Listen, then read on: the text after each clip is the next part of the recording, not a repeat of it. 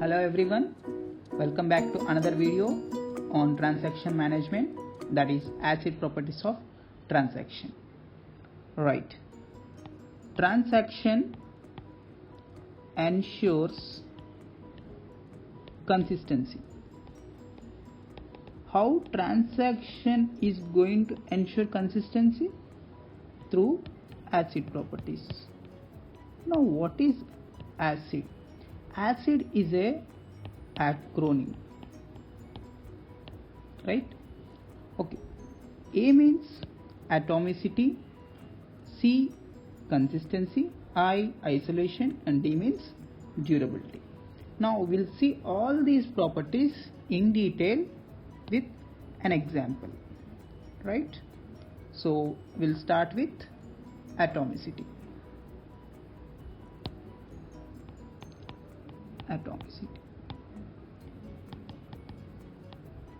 Right. So when this transaction T1, what is T1? Transfer of 100 rupees from A to B. When this transaction gets executed successfully, what happens? So 100 rupees will be transferred from A to B, right? Before this particular transaction, what is the A value? 200, and what is that B value? 100. Now after the transaction T1, what is the value of A? 100, and what is the value of B? 200. Right, fine, good. But when transaction gets failed in the middle after W of A, here failure has happened. When failure has happened at this position, what happens? So A's value will be deducted and A will become 100. Of course, A's 100 rupees will be deducted and A become 100. And what about B? Will B get updated? Because failure has happened and this part will not get executed. So B remains like that only. B remains 100 rupees only, right? So now this, in this particular process, what has happened? 100 rupees has lost, right? 100 rupees has lost. So this loss, this particular 100 rupees loss is called as database inconsistency. Database inconsistency. So to avoid such inconsistencies during this kind of failures, so atomicity property has come into picture, right? So how this atomicity is going to avoid this database inconsistency, we'll see now.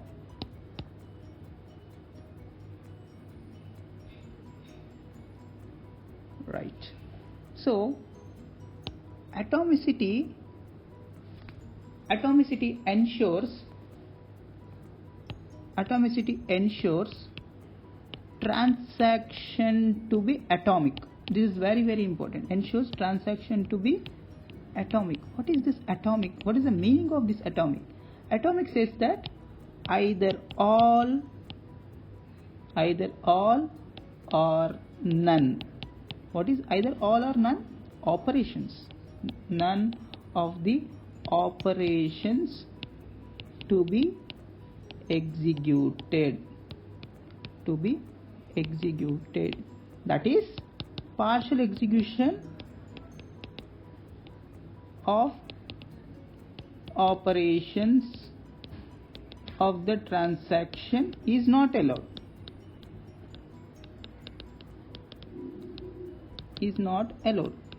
Okay, so this is what atomic. See here, now you just apply this atomic nature in this particular transaction. What happens? See here, this is a partial execution. When this partial execution has happened, what I need to do? I need to undo the operations so far has performed. When I undo the operations so far performed, what happens? Again my A value at the failure is 100 will become what? A is equal to 200, right? Now this is a consistent value because before transaction what was the value? 200. So I have reached to 200. Yes. So in this way transaction ensures atomicity property, right? So this atomicity is ensured by the one of the database component. So that database component is called as transaction management component, and it is also known as transaction manager, right? I'm writing atomicity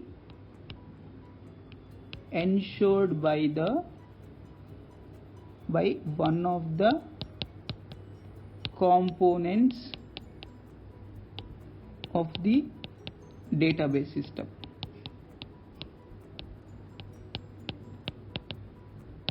So what is that component? That component is transaction management component, or it is also called as transaction manager.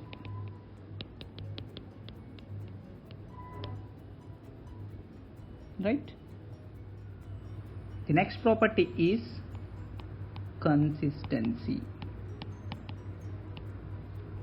Here our transaction T1, which is transfer of 100 rupees from A to B, ensures consistency by verifying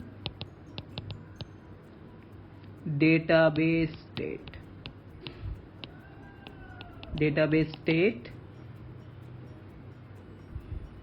before T1 and after T1. Now we'll see database states. Now before T1,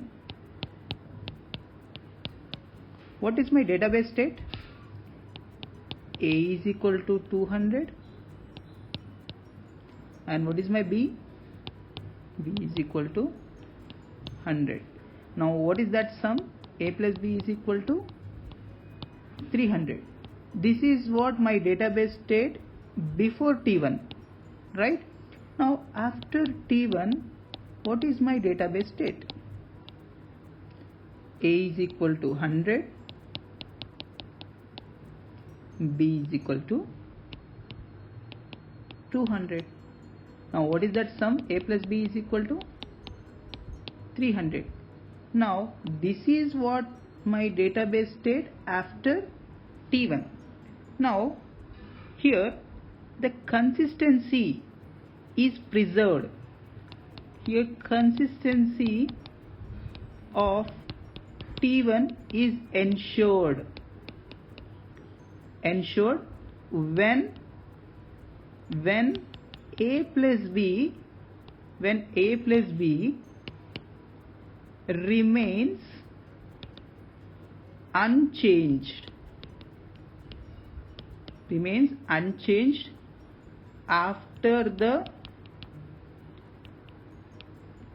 T1 transaction, right? So this is what the consistency property. Now question raises, who are going to ensure this particular consistency, right? So the consistency property is ensured by the programmer itself,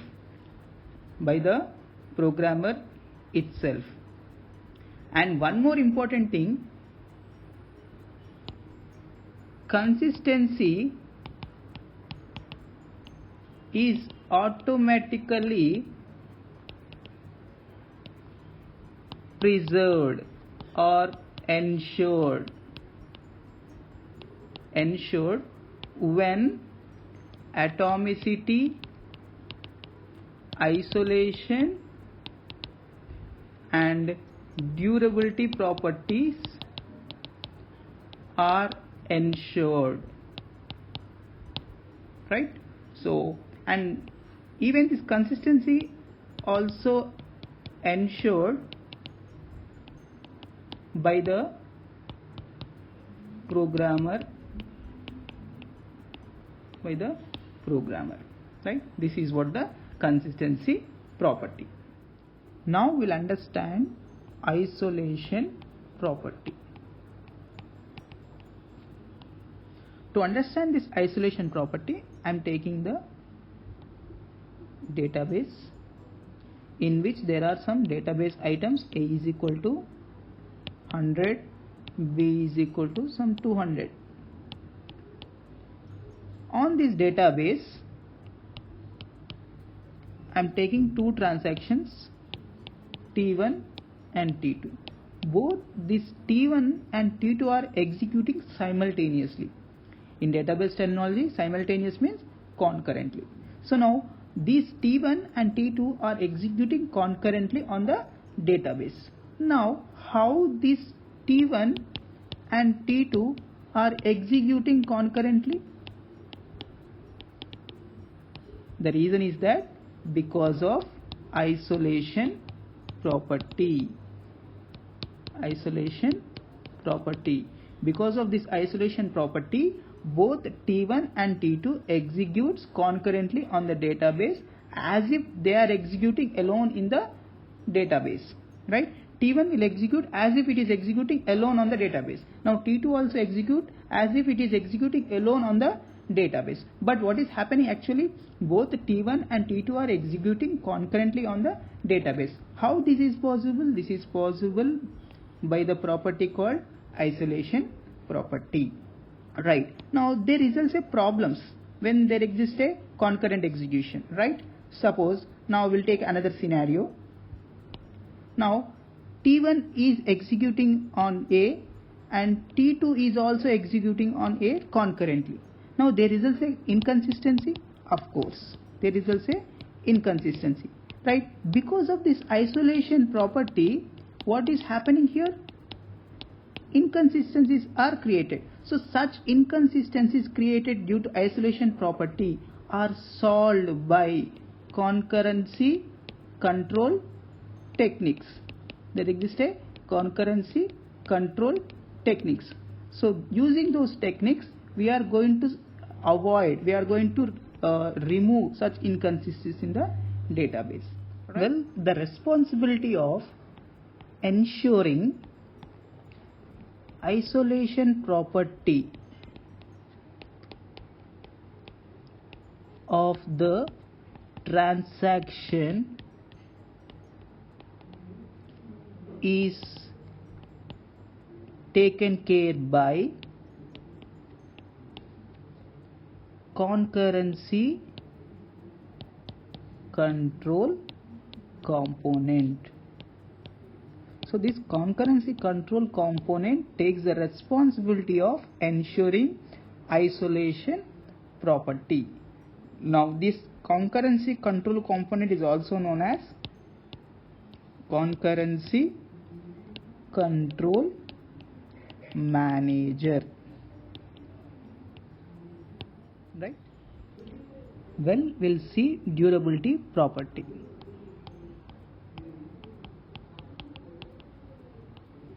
The changes made by this particular transaction T1 will not get reflected onto the database immediately. Why? Because this transaction has not committed, right? So once I write commit here, immediately these updated values of A and B will reflect onto this particular database, right? So I'm writing updated values. Why I have written updated values in database? Because I have written a commit. So every time the committed transaction will reflect its database item values onto the database, right? So this is what the concept, right? Now there is a situation. Now what is that situation?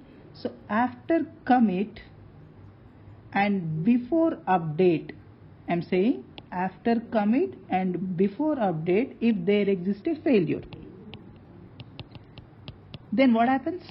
Those updated values will not get reflected onto the database, right? So at that time, so durability property will come into picture, right?